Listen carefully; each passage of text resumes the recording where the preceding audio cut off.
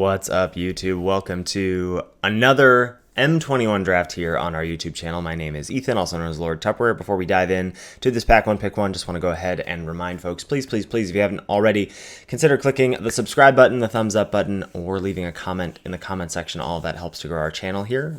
Really appreciate any and all interaction y'all choose to throw our way here. So some thoughts about this pack. Our rare is Subira, Tulzidi Caravanner. It's a 3-mana 2/3 with haste.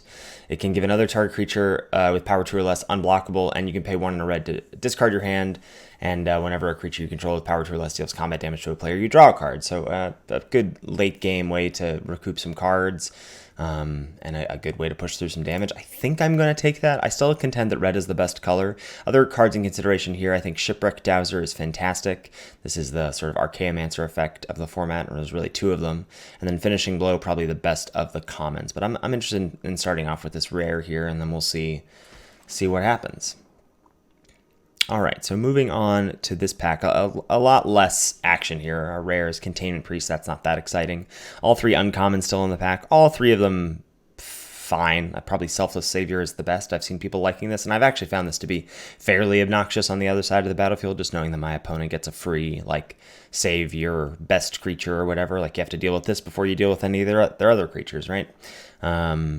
Beyond that, the commons, I think the best one here, and the best card in the pack, in my opinion, is Chandra's Magmut.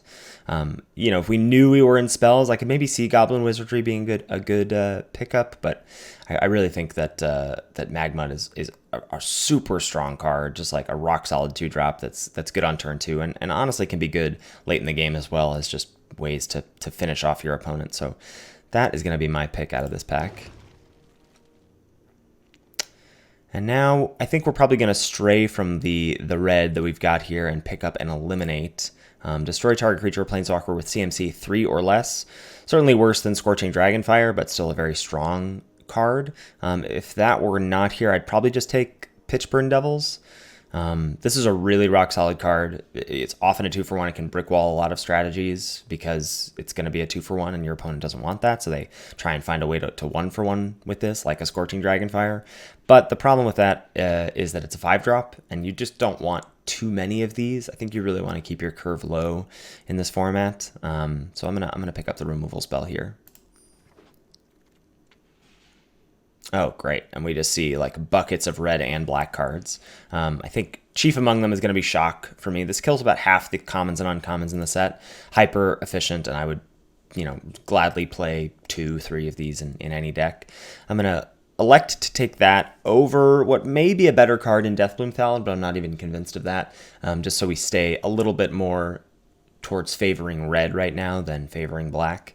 That's going to give us just a little bit more flexibility down the road. We are shipping 4 good black cards. Like, I think the Lurker, the Archer, and even the Sower. You don't play the Sower in every single deck, but the Sower is a good card, and I would be happy to have that in a number of black decks. But I like the Archer and the Lurker quite a bit, and obviously I think Thallid is the best of the black commons here. But Shock, that is for us. So we're seeing some Sanctums float on by here, which is fine. I'm happy to let that ship pass us by. Here, as you're going to see in a lot of M21 packs, the power level does sort of start to drop off pretty starkly at a certain point. And I think we've sort of hit that. Like, best red, the only red card is Goblin Arsonist, which is fine. This trades with an X2 in combat, and can savage someone if they're running a number of X1s in play. Can be good sack fodder to finish something off, etc. I don't think I want to take that over the Scryland. Just a note about these Scrylands, I get this question a lot. If this land touches either of the colors that are your main 2 colors, you should be playing this. An ETB Mountain that scries 1 is very strong, and I'm gonna take that. I'm gonna be happy to have that in my deck. Wow, this is interesting. This is kind of late for these 2 cards, I would think. And then there's also a Turret Ogre. I'm going to not take Turret Ogre. I'm going to take a look at these 2 green cards. Now, I'm sort of being put to the test because in my mind, Hunter's Edge is, I think, a better card than Drowsing Pteranodon. But I'm not even sure that I believe that to be correct based on how aggressive I think this format is in terms of like really wanting to affect the board early and often, and how much this brick walls so many strategies. Like, A 2-mana 3/3 really just does jump in front of a lot of stuff. So I'm actually going to take that over the Hunter's Edge here. Be interested to see what folks think about that. And holy cow. I mean, I assume this is people misevaluating this card and not just no one else drafting red at this table.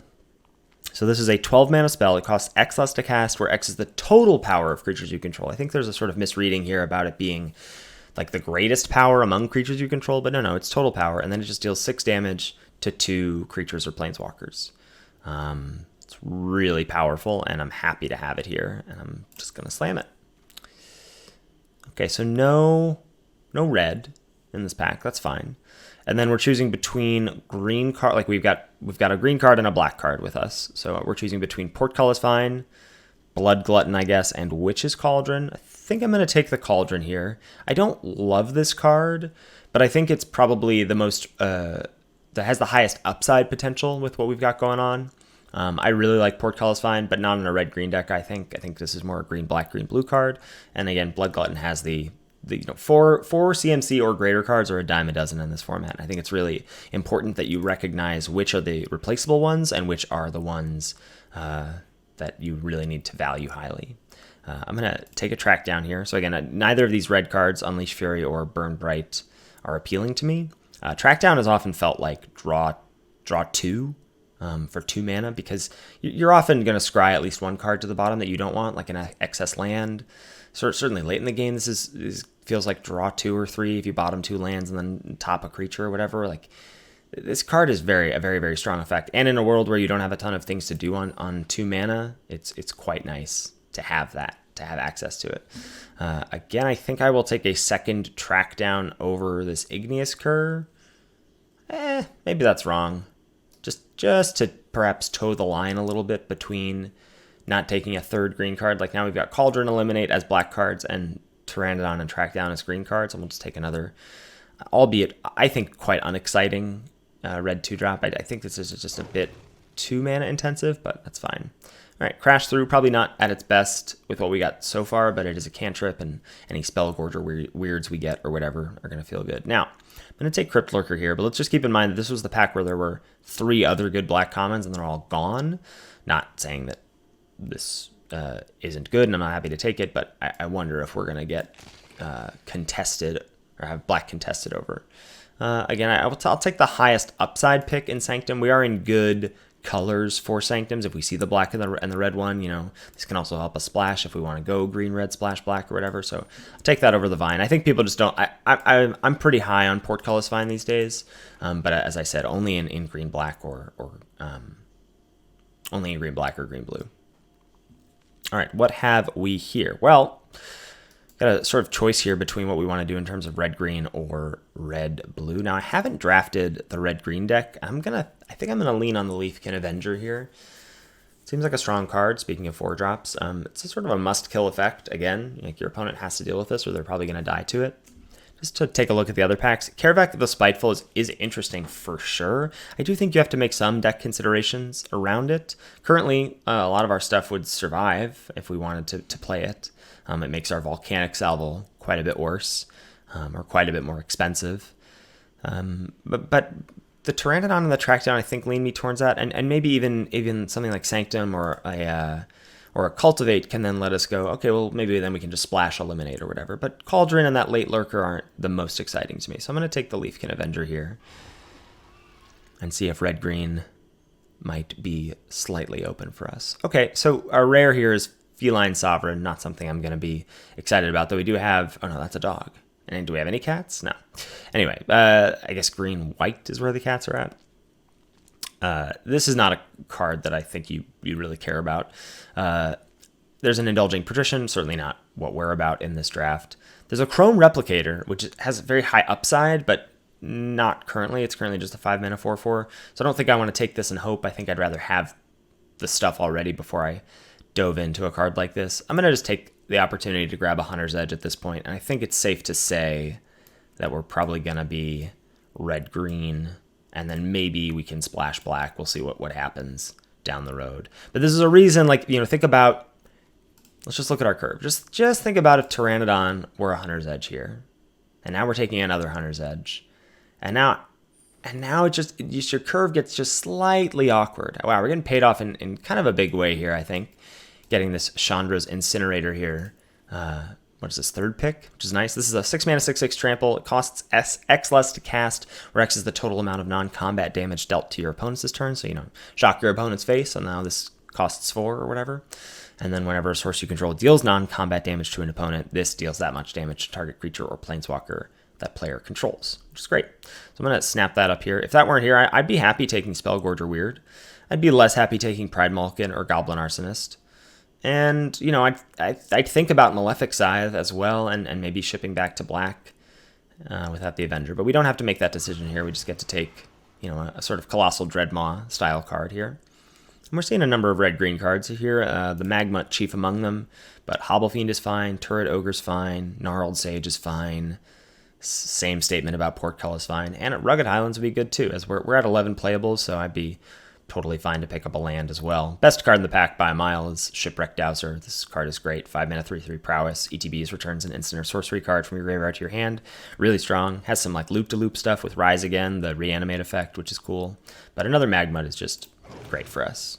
Let's affect that board early and often. We got a pretty interesting choice here between taking a Jungle Hollow and thinking about keeping open a black splash potential, though I think I don't care about that very much right now. And Battle Rattle Shaman. Again, another 4-drop that's, I think, quite good, though. The hasty damage on this is pretty strong. It, turns stuff into 4-power creatures for, cards that care about that. It pairs really nicely with Subira, right? You can give something unblockable, give a 2-drop unblockable or a 2-power creature unblockable, and then have the Battle Rattle Shaman pump it up at the beginning of combat, which is sweet. So I'm excited to have that little interaction in our deck. Kind of a swing and a miss here. I want to take a moment here to talk about Dub and Furor of the Bitten, both cards that I think are better here than they were in their original sets.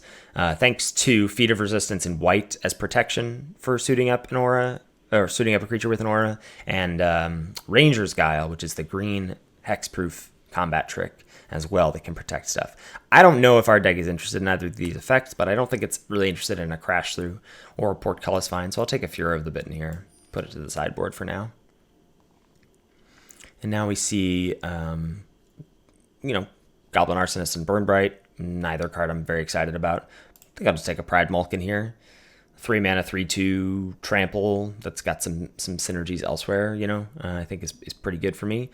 And I am going to take that over the Titanic Growth Trick or the random 4-drop here, as we keep talking about 4-drop being fairly replaceable in this set. Yeah, nothing for us here I don't care about. It's best of 1. I'm not playing Run Afoul. Life Goes On is unplayable. I guess 5 mana, 7/3 can make the salvo quite cheap, but I really would have a hard time imagining playing this, though perhaps I should bump this up just slightly considering we have the Avenger. So I'll take the Gorehorn over Crash Through number 2. Don't really even care about playing Crash Through number 1 at this point. All right, pick 9. We're not seeing any goodies for us here. We might want access to a Destructive Tampering. That's like the falter effect of the format. And now we do see Chrome Replicator Wheel. We currently have 2 Magmuts. That's our only double, but it's possible as Pack 3 shakes out. If we end up with, 3 pairs of stuff, I think I might be in the market for this. And also it's a 4-power creature in a deck where I think 4-power matters is going to be important. Other option would be Truffle Snout as a 3-mana 3/3, which I think this deck is interested in, but I think I'll take the upside of the Chrome Replicator here. Take an Arsonist. We might actually, if we get 2 Arsonists, we could get down with that. And now we see Turret Ogre and Gnarled Sage. I'll take the cheaper of the bunch here over the Sage. We really like some Llanowar Visionaries to pay us off for being in green-red here, or in green, period. But yeah, so, green not being super open there from the left, which isn't crazy. Oh, baby. What a treat that is. Now, that's interesting. So we get Jolreel, Mwanvuli, Recluse. This is a 2-mana 1/2. Whenever you draw your second card each turn, create a 2/2 green cat creature token. And then I think that the second line of text isn't super interesting. So let's take a look. We don't actually have tons of ways to draw cards. We've got Crash Through, which I just put in the board, which I'm going to ship back over. And then we've got Track Down, and I guess Subira as well. But that's about it in terms of ways to draw cards. I do think that's the best pickup for us. The one and only red card is Fury of the Bitten. And then the green cards are Brutal Fist Oak, another draw matters card. And then, Mauler, Guile is a trick, and then Dreadmaw is a 6-drop, which is fine. But I think the upside here is quite good. Hopefully we can make that work just a little bit, given that we're nearing the end of this pack. Okay, so now our options are Heartfire Immolator, which is just a rock-solid 2-drop. Happy to pick that up here. 2-mana, 2/2 Prowess, and then you can sack it to deal damage equal to its power to target creature or planeswalker. Sort of shock on a stick with upside. And then Fierce Empath, which I think is really nice too, with only one target so far, but certainly could pick up some more as the draft progresses. So I'll take the Immolator at this point. Maybe we wheel Pride Malkin, give us a second Malkin for the Replicator upside. We'll see how that goes. Interesting. Garrick's Uprising is very appealing to me. That's a nice little 4 power matters payoff. Gives us some card draw for Jolreel. What are our 4 power stuff? We've got Battle Rattle Shaman, Turret Ogre, Leafkin Avenger, Replicator, Incinerator, and then some other stuff we can pick up. Maybe a Dreadmaw on the wheel. Heroic Intervention is quite a strong card as well. Permanents you control gain hexproof and indestructible until end of turn. Be happy to play it. No one ever. It's basically like Ranger's Guile is the floor of this card, and then the ceiling is that it could be a pretty big blowout with the indestructible portion. But I do think Uprising is a card I'm interested in taking here. Okay, and now we see Spellgorger Weird. Let's take a quick check here. So we've got only, 6 non-creature spells? Again, it is a must-kill effect, and I just don't really care about Run Afoul or Return to Nature in this deck right now, so I'll take the Weird. I'm not sure how excited we are to play it, and another Leafkin Avenger really ties the room together quite nicely, actually. I think I would also be happy with a Cetessan Training. Sort of does quite a bit of things in terms of getting us the draw 2, making some of our large monsters have trample. This gives us another double for Chrome Replicator as well, so we'll see how that progresses for the rest of this pack. Okay, so we get an opportunity to take Cetessan Training here. I do think that's better than taking Thrill of Possibility. Cetessan Training is just nice in terms of, it's going to trigger Weird if we're playing that. It's going to, make the Pteranodon be able to attack on its own, which is nice. We've got some other stuff that doesn't have trample but is large, so I think Training will slot in nicely here to this deck. And I'll take the opportunity now to get a second Pteranodon. This is now 3 pairs for the Replicator potential, which is nice. There's an Onaki Ogre that's another 4 power creature. Perhaps I'm supposed to take that to go with the Uprising, but I think I'd rather just have the good 2-drop.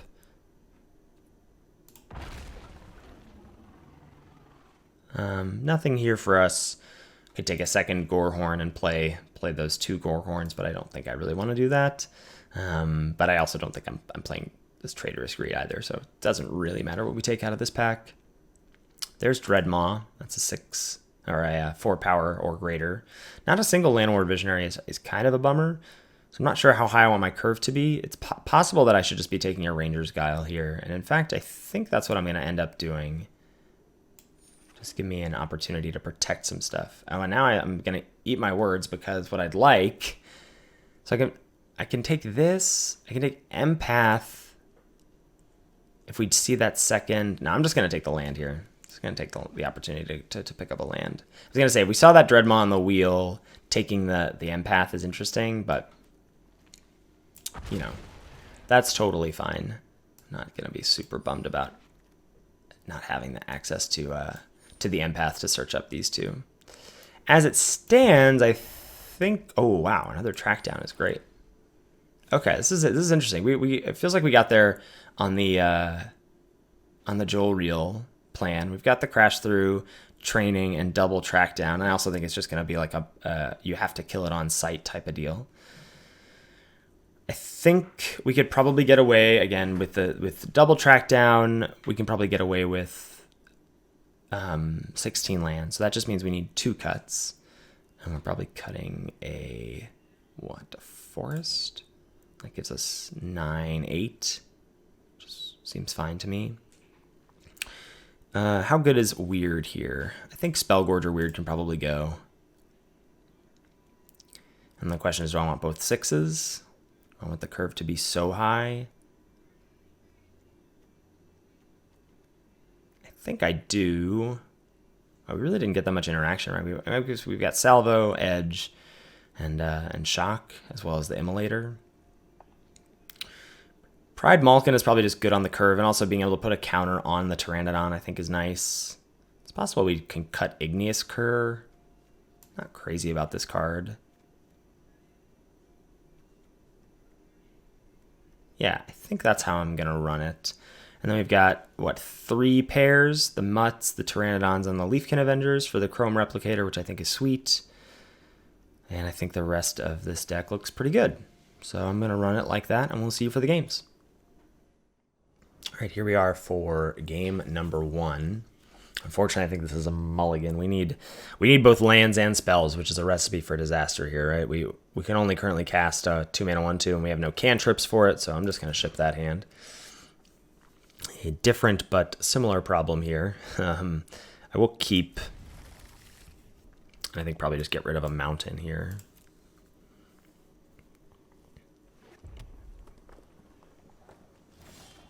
All right, Shock's a nice little pickup. Probably save Crash Through for once Immolator's in play. Also get to keep up Shock this turn. Okay. No Scorching Dragonfire or Shock from our opponent. That's nice to know about. They're just passing back over to us, so we'll lead on Crash Through to pump up the volume here. Okay, there's a Salvo. Not exactly what we want to see, but you know, a Forest next turn can really tie the room together here.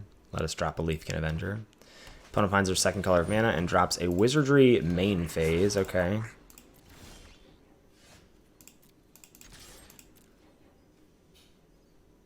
Do I shock one of these things? I think I do. Yeah, I think I do. Get in for 3 more damage.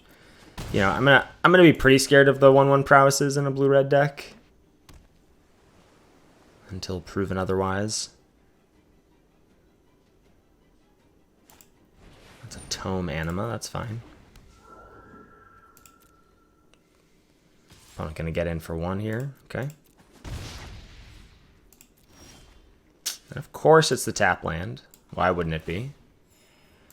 No attacks. I could try and bluff, I guess, but I think they might just take the block here.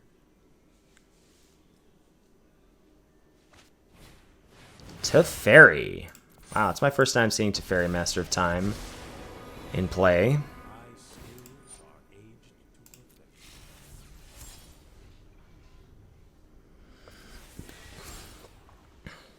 Tome Anima now unblockable. Crash Through, gonna trigger again. That's pretty cute. So we could block Shoot Teferi, I guess. I think we don't want to do that. So that's fine. I'll take 6. See if we can draw a land. We can. That's pretty decent. So the question is, what do we do?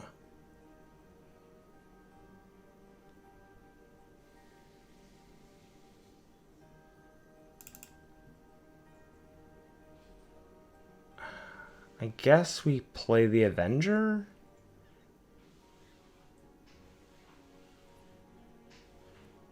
Like, I assume they're going to phase this out. The other option is Battle Rattle Shaman, and then they just phase out the Immolator, and then we just kill this. That might be better.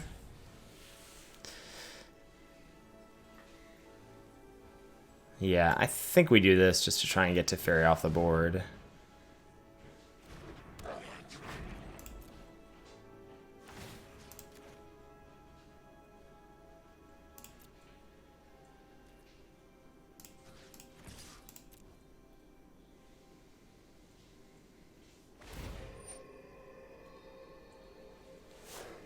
Yeah, I think we do this.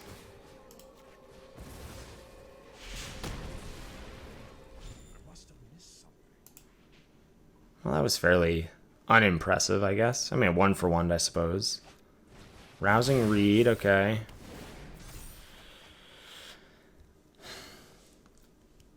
Really need a... I don't know what we need.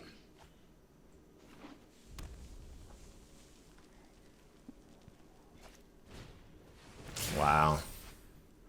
Yeah, I mean, this is blue-red just doing blue-red things. So funny, they did nothing until wizardry on 4, and it just feels like we're getting absolutely savaged. Okay. So I'll play Temple. Well, no, I don't need that now. Play Avenger. Can I survive? I don't know. Take action, attack for 4.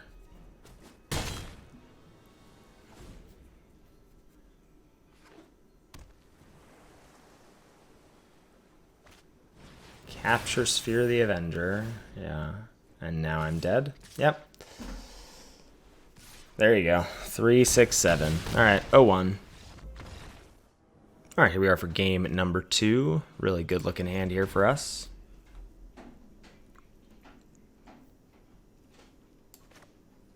Drop a Scryland first. I think I would like that. Have the opportunity to curve into it. Drop the mud on 2 here.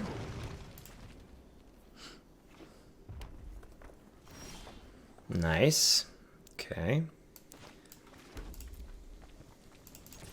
Attack for 2. Attempt to cast Subira. See if our opponent's got the counterspell. Oh, it has haste. Ah. You know, the old post-combat haste creature. Classic. Spellgorger weird. That's gonna get got here. Before there are any shenanigans. And we'll play a Drowsing Pteranodon. And a land. And smash.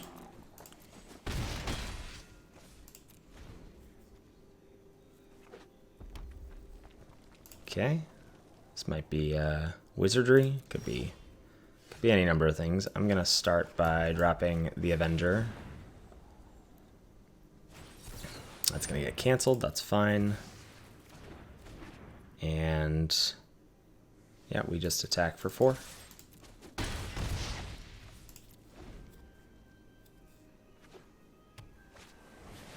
Shipwreck Dowser. Ouch. Get back, cancel. Ooh, Immolator. So I can do Immolator. Track down.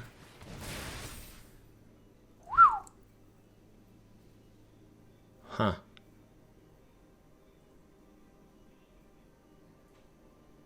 Yeah, I think I want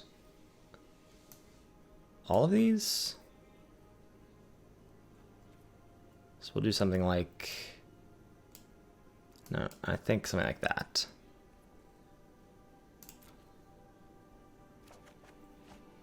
And then you kill you. And attack for 4. So we're just so far ahead, it's very unlikely they can afford to hold up something like cancel this turn. Now, perhaps I'll have options, but I have to imagine they need to affect the board here. I suppose I should have put Magmata on top. I was just thinking about Malkin being able to trigger the Pteranodon here.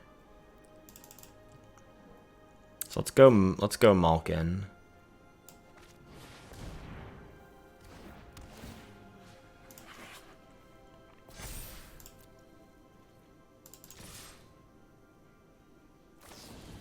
Unsubstantiate. Let's pay to draw here, I guess. Oh no, I can't. I should really read this card, huh? It's pretty good moves. All right, that's fine. Bounce the Pteranodon. And all right. Thrill of Possibility. Pitching cancel, yeah. 3 lethal threats with more in the tank. They could bounce 2 creatures here for 6 mana and then shock something. No, we got it. All right, 1/1. And now we know how our rare works. All right, I will keep this slow hand think we'll start with Temple of Epiphany. To see if we can... I mean, we're just going to want to draw lands, but... Yes? Yeah. I guess I should have let on Highlands, because that gave us the most possibility of casting Joel Reel on turn 2. That's alright.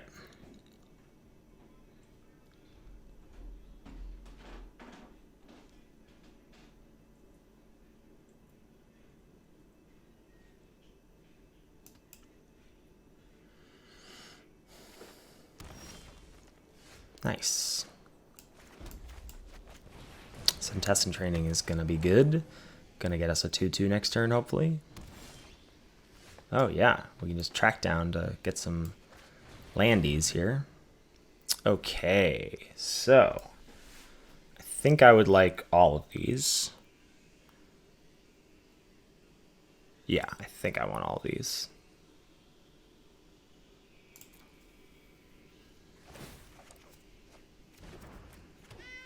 Meow.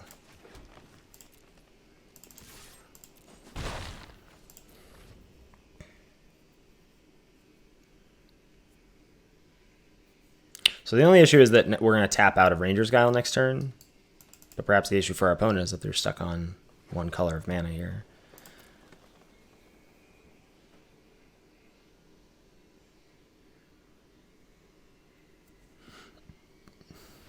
Alright. Bit of a non-game there, so moving on to 2-1. Alright, our opponent goes first. I think this is a keeper. We got the Pteranodon on 2. And the potential to curve out with the Malkin into it to attack on 4. Or attack with it on 3 as a 4-4. I'll keep. Selfless Savior. Good doggo. Alright, 4-drop, not what the doctor ordered. Like I said, if we can hit lands 3 and 4, we're gonna be in business. If we cannot, we will not be in business. So drop the Drowsing Pteranodon here. No shock or Dragonfire from the opponent.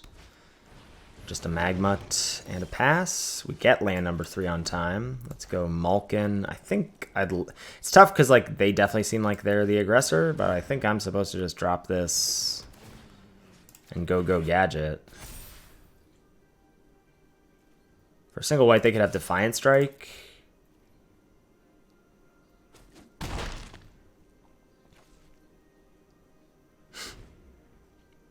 I'm happy to trade this off with either of these. This is Basri's Acolyte, that's very bad. Celestial Enforcer is totally reasonable. Oh, baby. Okay. So we could Battle Rattle here. But I think we're just supposed to Avenger. I don't want to attack because that would be a 1-for-1. They would just double block, and whatever I put first, they would give protection. So I think Avenger gives us the best curve here.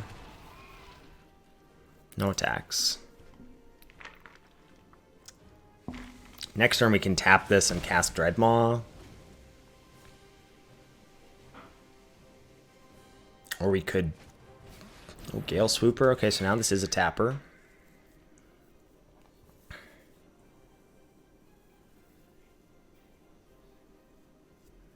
Attack with the Mutt. That makes sense.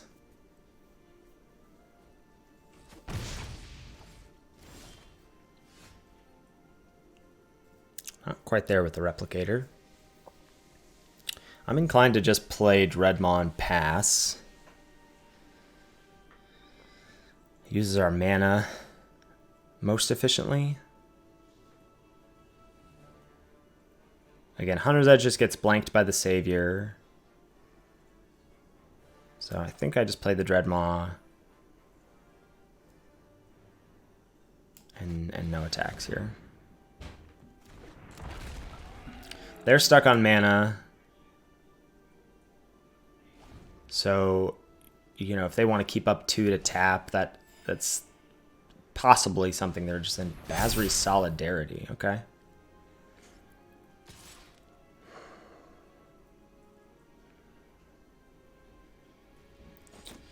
So it looks like it's time to fight the Swooper.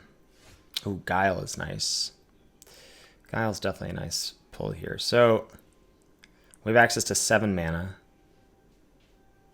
I think that means I'm going to go tap.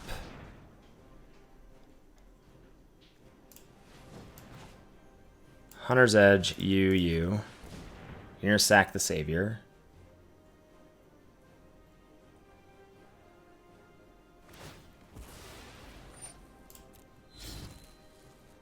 But I now do have a 7/7.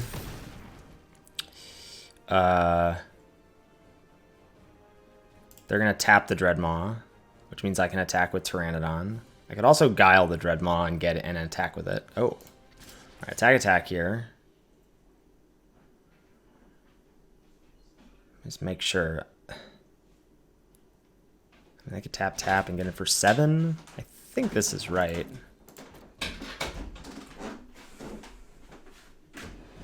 Just go into damage. That's pretty surprising to me. So we'll mutt.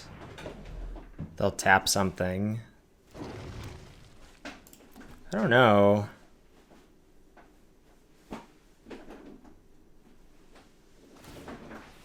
Tap a 2/1, that's fine. Hit for 1, that's fine.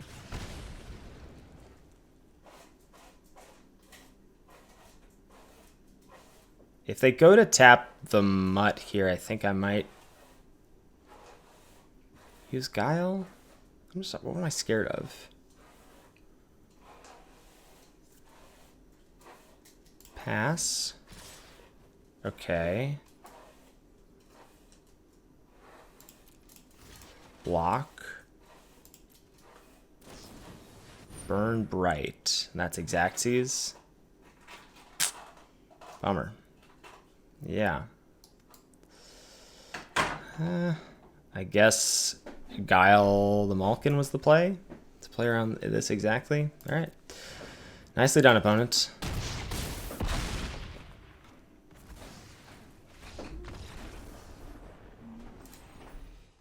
Alright, this is going to be a keep. Get to drop a Pteranodon on 2. And then scry on 3 and play the mutt. There's a cur. That actually, I think, changes it for me to playing. I'd rather trade off with this than Pteranodon. Pteranodon, both of them force the opponent to have to pump if they want to attack. Another blue-red opponent. There's a rousing read to get it into the air. Okay. This card is impressive on the play. We really just don't have removal, so we're just going to have to try and race here. No, I don't want that.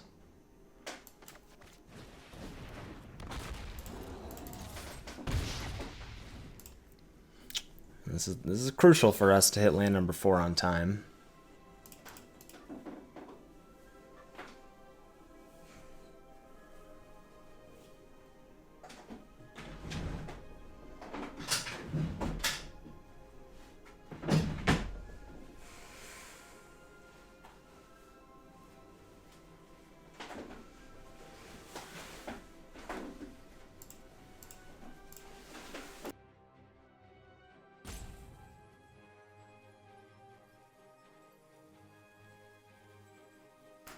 Opponent really tanking here, I guess, about whether they want to affect the board or whether they want to pump. They're just going to play Arcanist and attack. Seems like a good play for them, and a really good land on time for us to be able to attack with the Pteranodon here. Oh, the Magmut makes the Chandra's Incinerator cost 1 less. That's interesting. Had not considered that. Land number 4 for the opponent.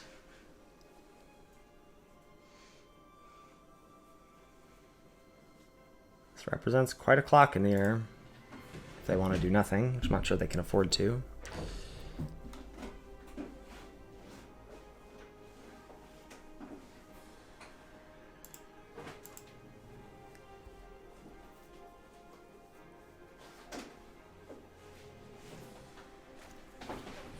Alright, Ghostly Pilferer.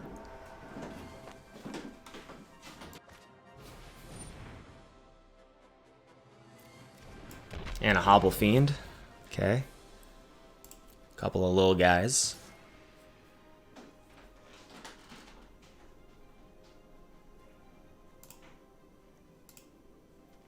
Just go ahead and ping now and forever hold your peace. Okay.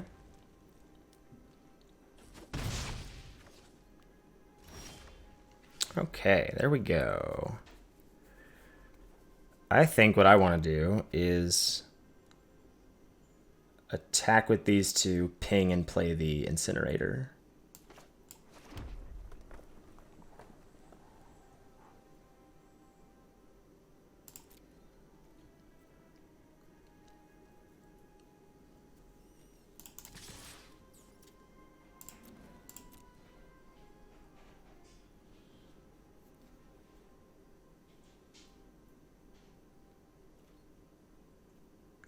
They just take it.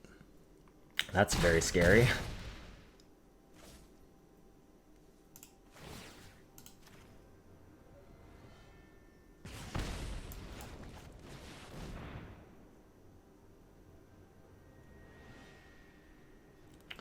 I gonna die to Burn Bright again?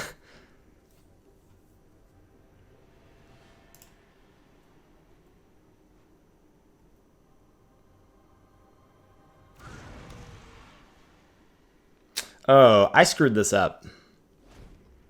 I should have just cast this probably, and then the pings also kill their X1s. Yeah, that's an interaction I had not considered.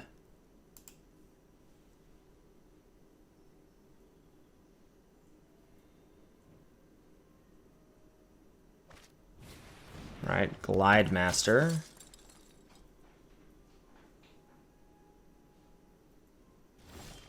All right, hopefully we're okay here. They've got blue, blue, red up.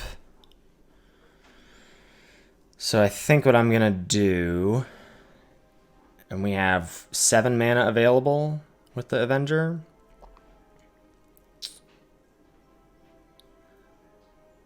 I think I'm just attacking with Incinerator here. Though Turret Ogre is very tempting because it also deals non-combat damage. No, I'm gonna lead on Turret Ogre here. Yeah.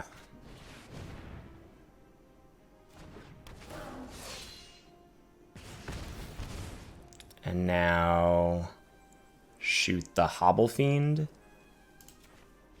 Yeah. All right. Sweet. Those are some cool interactions. Glad I didn't get punished for it. I'm not sure if, even in retrospect, learning what the actual interaction with Magma and Incinerator was, that was the wrong play necessarily, but it was not an option I had considered. All right, I go first. This is a nice little hand. Got Joel Reel with a Crash Through. We'll lead on Rugged Highlands. I may wait till turn 3, depending on what we see as our draw next turn. Like to ensure getting at least a little bit of value here. Yeah, all right, so this makes the decision easy. We just play the Immolator.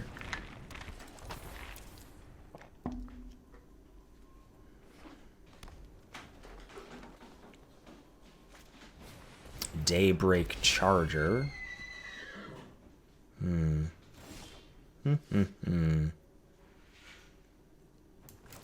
Yeah, that kind of makes me want to go Shock Magmut here.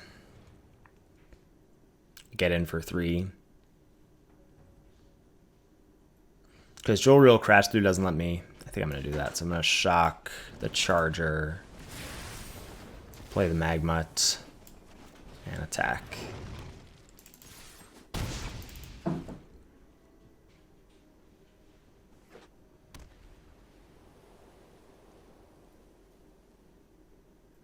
Third land for the opponent.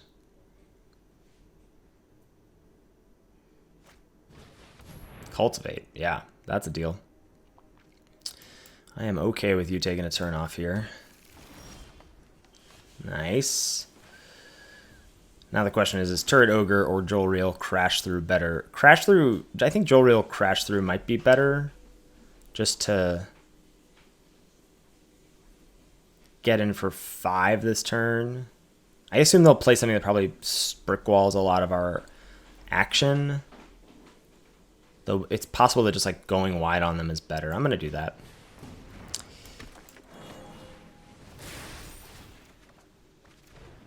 Nice. Okay. Attack.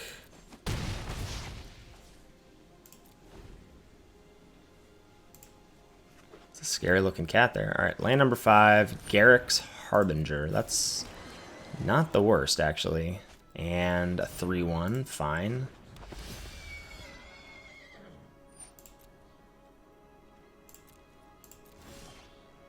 Okay. So, what's this 6 mana?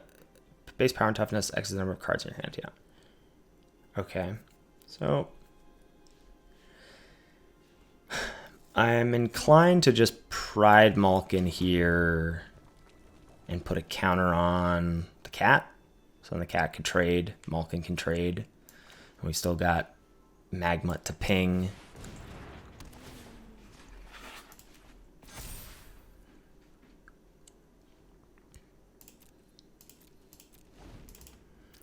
It's also possible I'm not supposed to be pumping the brakes at this point, but I don't really have any, like, what now I can attack with this as a Trampler? Basri's Acolyte.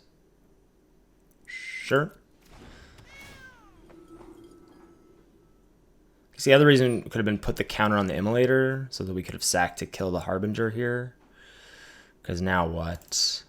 Now we have to block with, like, cat and something if we want to not let this trigger. And they've got white-green up. Yeah, it's a little scary. So they're going to smash in there. I guess we just block. Or we could block. I mean, like, we don't have a ton of ways to draw cards in our deck.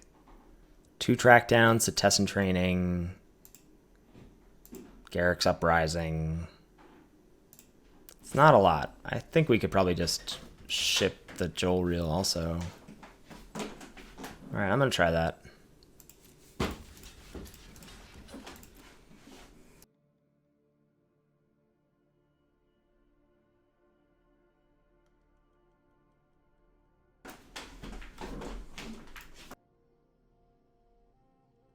Alright, so we're ready for the blowout here.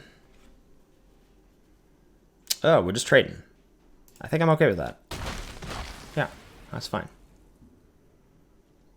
And ping. Now a swift response or no? Okay. Turret Ogre. So they've got something here.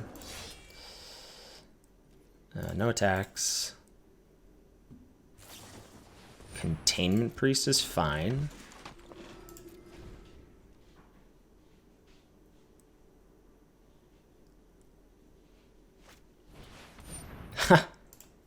You're a cat, yeah? That's interesting.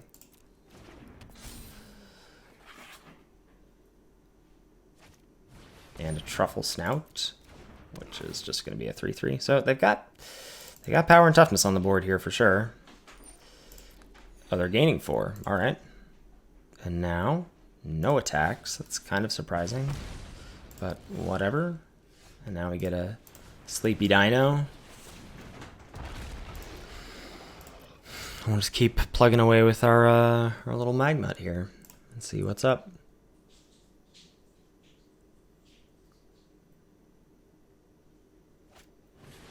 Wow, another Acolyte. That's big game. Very big game here.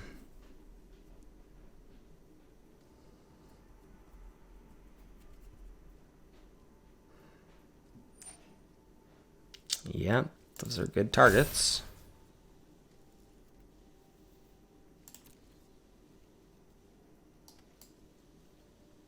Still don't feel like they have attacks. Well, I certainly don't.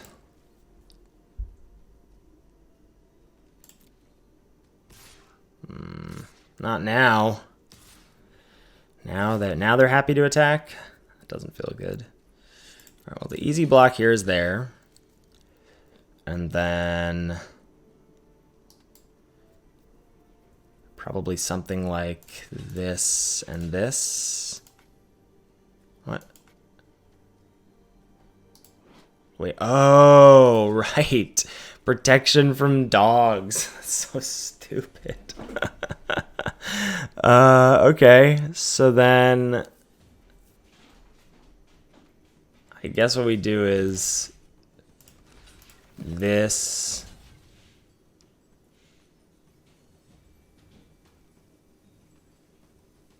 And this.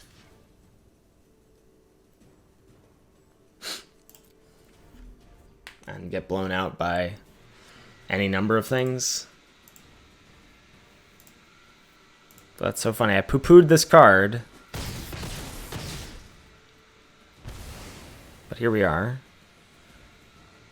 Alright, so now we are... They don't have anything. That's not bad. So now we're left with stuff that can trade. I mean, in theory, the cards that we can draw are just gonna be larger than their stuff if we can just find that. So they attack with Priest and Truffle Snout. So I think then that... No. So pass to blockers, do like this. And I think we have to save Malkin for the Charger. I assume they put Immolator first. Oh, wait. Other cats. Okay, I was like... Alright, so we take 4. They have a Peggy. We just have another good doggy.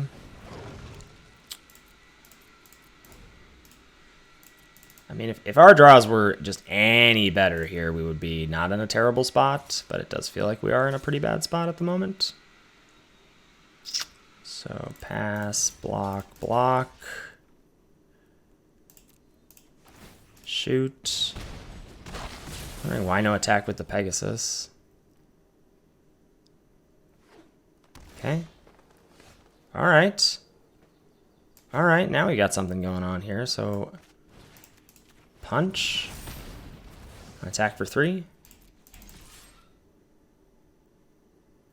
A very late Hunter's Edge. Wish we had that earlier to deal with the stupid Cat Lord, but honestly...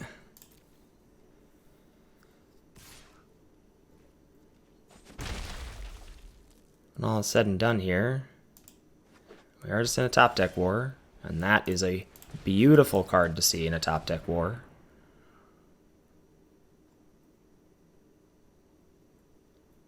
Bottom. I think we do just want a 5-mana 4/4 here. And then Cetacean Training is just a cantrip, so yeah, that's fine. So let's attack for 3. They've got something, right? Unless they're in full control or whatever.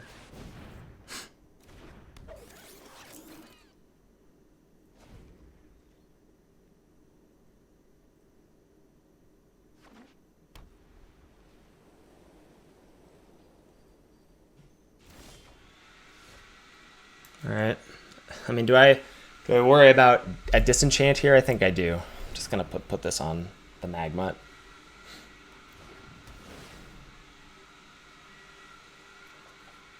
Nice, Drowsing Pteranodon.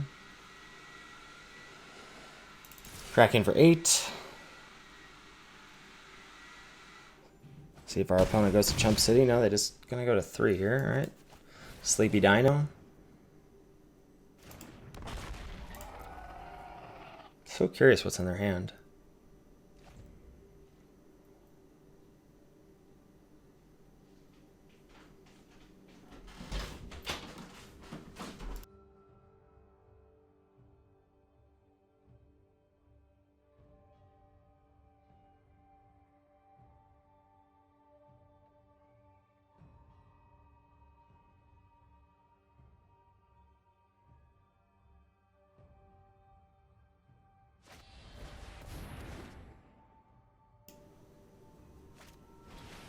It's a tough top deck for them.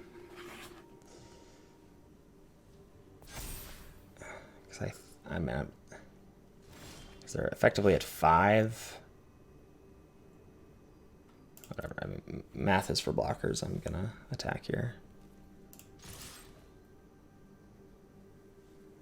I think they have to either like jet block, bounce.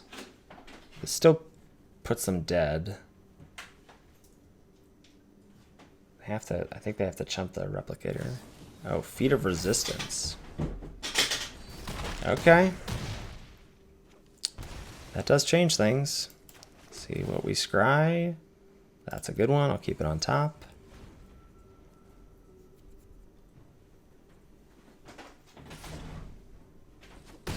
And you're attacking. And hopefully they have nothing.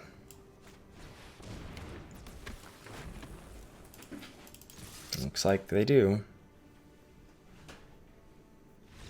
Oof. Lucky for us. Nice. Got the 4-2. Alright, here we are. 4-2. I think I'm going to keep. I mean, we have all castable things currently. Ooh. That could be real nice. Alright, opponent gonna lead on opt. This was our third blue-red opponent. They scry top. Oh no, okay. Not blue-red. Alright, here's just a sad Joel reel. Track down, so good.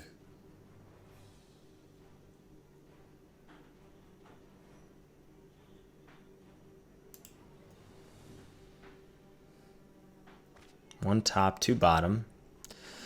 Gnarled Sage, tapped land. Magmut, attack for 2.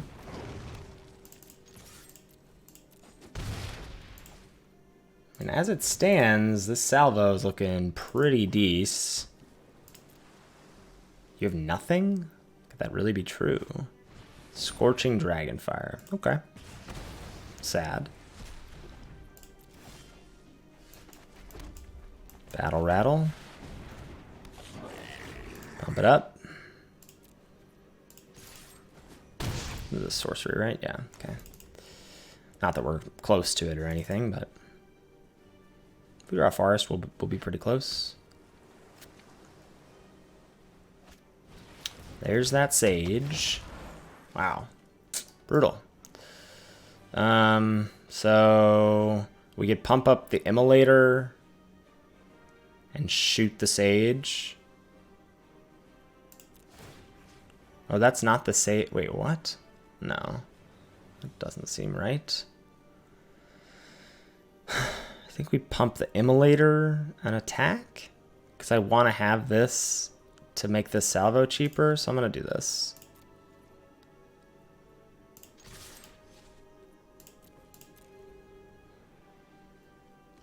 Okay, they block.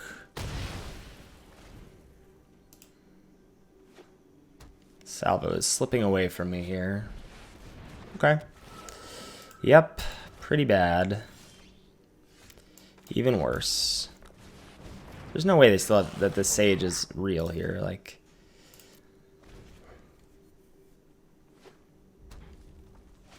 wow, it is. Why? I thought it used to not do that. Okay, there's a Subira. I want to discard my hand. No. But I think I do want to attack for 4 before they see this. Yeah, all right.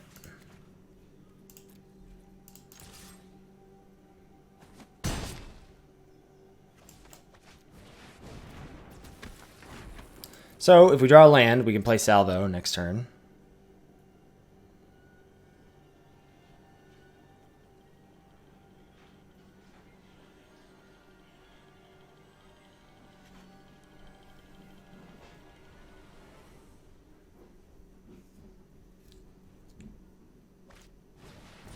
Llanowar Visionary. So we're taking 7 this turn. Oof.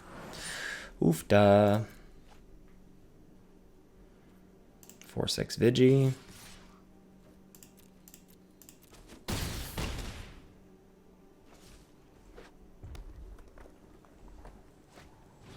Turn to slag. Okay. Land, please. All right.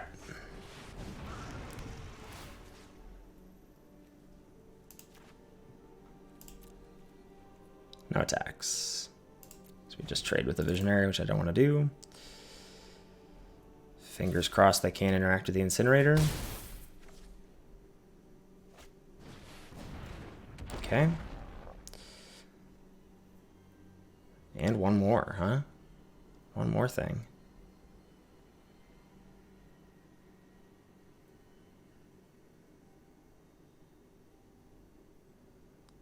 So we're going to pick off the Ghostlight and the Sage. I still don't think we have a tax wall. What is your last thing to do, huh?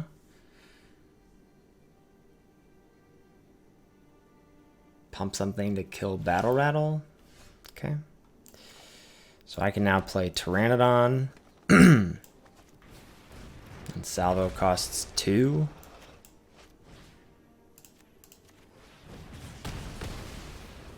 And now I think I gotta get aggro here.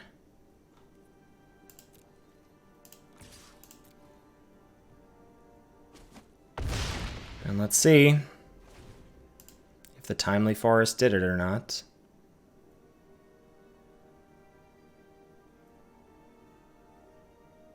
We've got the 2 blockers. Enthralling Hold. So I guess, what are we looking for here? I think most of our good draws are red. So I think I'd like to, I'm gonna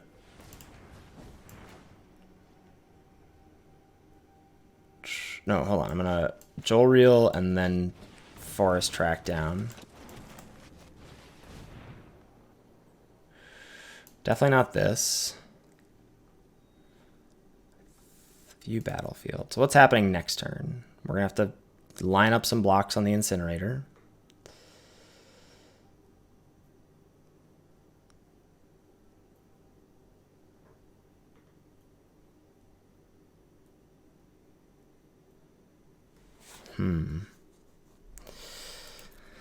Yeah, I think we want Dreadmaw and we don't want Pride Malkin.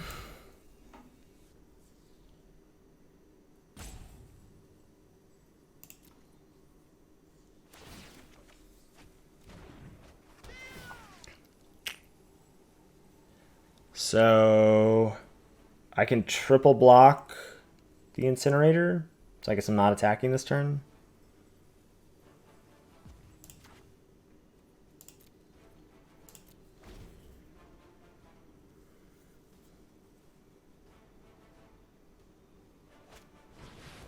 Okay, Dreadmaw of your own.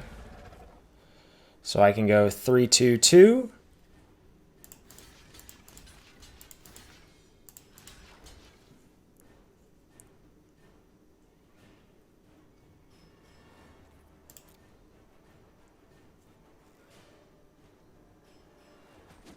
Interesting that they kill the cat and not the Battle Rattle.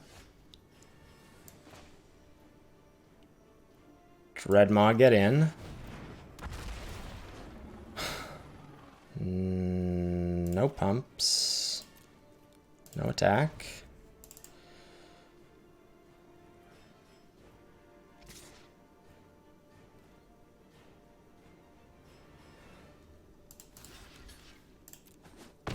Okay. Okay. That's not great for me.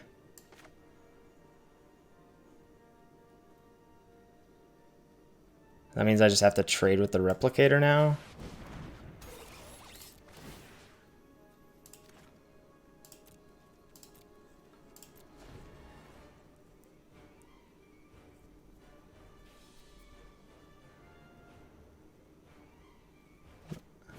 Wow.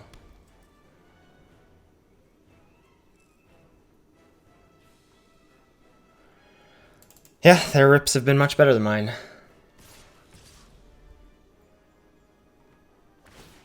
Okay. Block like that. Take 4. Fingers crossed. What's the rip off Furious Rise here? Another Furious Rise, okay.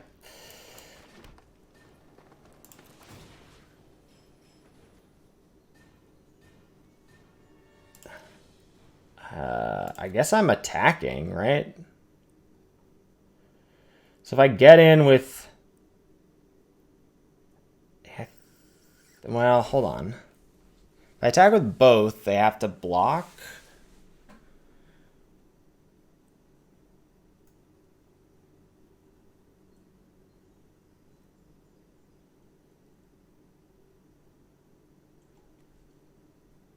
Base, power, and toughness XX, just a number of cards in your hand. Did I just play a land for no reason, maybe? Or what am I doing on blocks? I think I do this.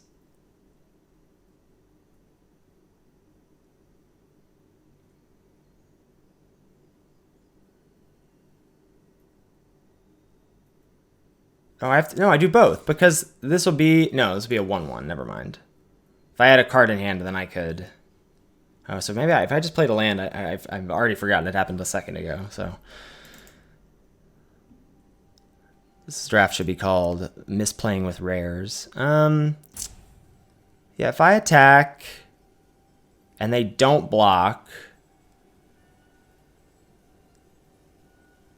then I at least have an out. Then they can't attack. I think I attack. I'm gonna feel stupid here, but at least if they don't draw anything, like if this is a land and this is a land, then now they can't attack.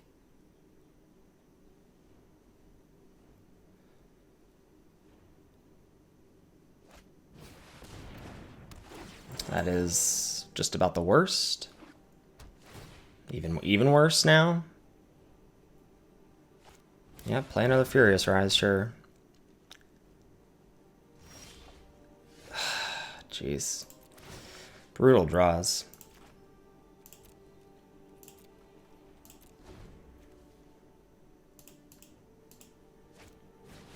Yeah. All right. That is pretty unfortunate to lose to the blue GGRR deck, but what can you do? All right. That is going to do it. Thanks so much for watching, folks. And we'll catch you next time.